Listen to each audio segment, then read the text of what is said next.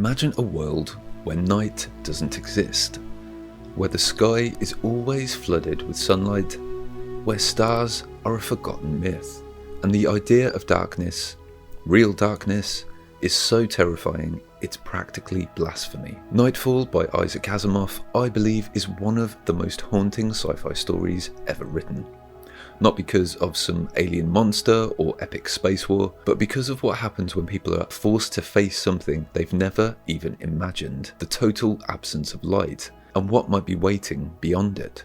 It starts as a mystery, turns into prophecy, and ends in pure existential horror. Originally a short story written by Asimov in 1941 and later expanded into a novel with Robert Silverberg, Nightfall poses a terrifying question. What happens when a civilization that's only ever known the light is suddenly plunged into darkness? Because of its premise, I always considered this story more of a thought experiment about madness, the unknown, and what it means when the universe becomes too big for the human mind to hold. On the planet Lagash, there are 6 suns, and because of their orbits, true night never comes. Darkness is unknown, even unimaginable, but once every 2,000 years, a rare alignment causes a total eclipse. The planet is plunged into pitch blackness, and for the first time, the stars appear. The story follows a group of scientists and journalists as they piece together this ancient cycle of collapse. They discover that every time the eclipse happens, civilization falls apart. The darkness drives people mad, cities burn, and history resets. And it's about to happen again. Meanwhile, a religious cult, long mocked for its apocalyptic prophecies, claims that the stars will return and the world will end with fire. As science and myth converge, the final question hangs in the air. Will this generation survive the truth any better than the last? And then the darkness comes.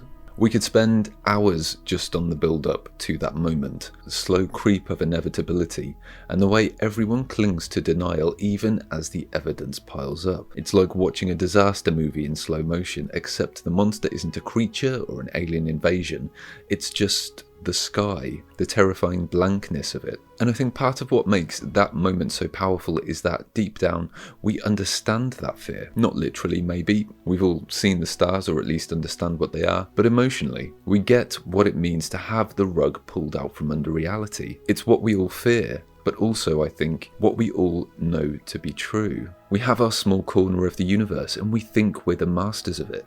We think we've uncovered it, deciphered it, figured it out. We look back at times when people believed the earth was flat or that it sat at the center of everything, and we laugh at how wrong they were. But here's the terrifying part. What we believe now about reality, about science, about ourselves and our place in the universe, some of it is wrong.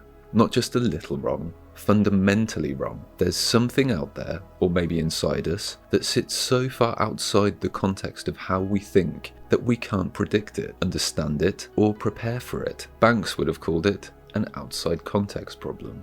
And that's why this story is so unsettling, because deep down we know it's about us. That's what Nightfall captures, that dizzying moment when the universe stops making sense. This is where Nightfall shifts from eerie to utterly cosmic, because the real horror isn't just that everything goes black, it's what appears when the suns vanish. For the first time in living memory, the people of Lagash see the night sky, not just a void, but full of stars. Thousands of them, cold, distant, endless, and it breaks them. Asimov writes this beautifully, chillingly. One character looks up and just starts screaming, another laughs until he collapses. Civilization doesn't just panic, it disintegrates. People burn everything just to bring the light back. Cities fall into chaos. The fire isn't violence, it's survival. It's the only way people know how to fight back against the abyss. I think this is where Nightfall taps into something much deeper than just the fear of the dark. It's about the horror of scale, the terror of infinity. These people weren't afraid of monsters hiding in the shadows, they were afraid of what the darkness revealed. That they're small, that the universe is vast, and that the lights above are endless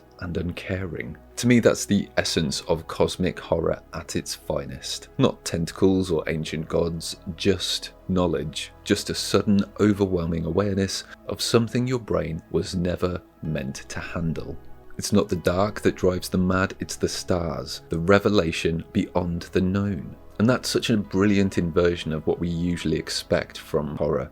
In most stories, the fear comes from what we can't see, the alien lurking in the shadows, the creature just outside the ship. But here the horror comes from seeing too much. It's the revelation that unhinges the mind. It reminds me of how some people describe true awe, not the Disney version of wonder, but the raw, overwhelming feeling of standing in front of something so vast, so ancient, so far beyond you that it erases your sense of self. Awe and terror are closer than we like to admit, and Nightfall dances right on that line. What I find really fascinating and honestly kind of heartbreaking is that the madness in Nightfall isn't treated like a failure of the human mind. It's almost inevitable, maybe even reasonable, because when you think about it, how else could anyone react? Think about how you would react if you were confronted with something so alien, something so unknowable that it changes reality itself. These people have never known darkness, they've never felt the absence of light,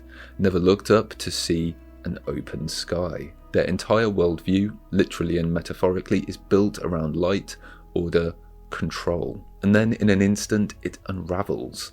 They're hit with too much reality at once, and their minds just short out. And I don't think it's unique to them. I think Asimov is saying something about us too. We like to think of madness as something broken or defective, but in Nightfall it feels more like a defense mechanism, like the mind protecting itself from a truth it simply can't process. When you stare into infinity and the familiar collapses, when your reality no longer makes sense, maybe madness is just the brain's way of saying, nope, not doing this. The fires, the screams, the collapse, is it hysteria or is it a kind of release? Is there a difference? The only way to respond when your perception of the world is shattered in one overwhelming moment. Sometimes the most human reaction to the unknown is to break. What makes all of this hit even harder is that it's coming from Isaac Asimov. You know, the guy we associate with logic, structure, optimism, rationalism. His stories are full of scientists solving problems, robots obeying rules, futures built on reason and knowledge. He believed in humanity's potential to figure things out. But Nightfall, this one feels different. It's Asimov staring into the abyss and admitting that maybe, just maybe, reason has limits. The scientists in the story do everything right. They gather evidence, analyze data, make predictions. They understand what's going on, but when the darkness falls and the stars appear, all of that knowledge goes out the window. It's not that they're wrong, it's that being right doesn't help. I think that's what makes this story so unsettling. It's Asimov, the ultimate champion of science, telling us that some truths are too big, too alien, too far outside the framework of human comprehension. And when we brush up against those edges, those limits, we don't understand, we don't transcend and romantically evolve into higher beings, we crack. It's not a rejection of science, it's a recognition of what science can't shield us from. Sometimes knowing the truth isn't the hard part, feeling it is. Nightfall sticks with me because of the feeling that it leaves behind, this creeping sense that we're tethered to our perception of the world, that our sanity, our confidence, it's all propped up by things we don't even think about, like the belief that the universe makes sense. And when those vanish, when we face something vast and unknowable, we might not rise to the occasion. We might just fall apart. And that's what makes Nightfall timeless. It's about us, about how the human mind unravels when the map ends and the monsters are real. Asimov doesn't give us a monster, he gives us the stars. And in the end, that might be even scarier. What happens, the story asks, when the lights go out? Not just outside, but inside.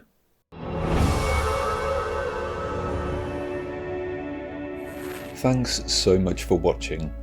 If you're craving an extraordinary journey through realms unexplored, consider delving into universes directly out of my brain by checking out my sci-fi novels Black Milk and Delphine Descends. You can find more details in the description. Thanks for your support.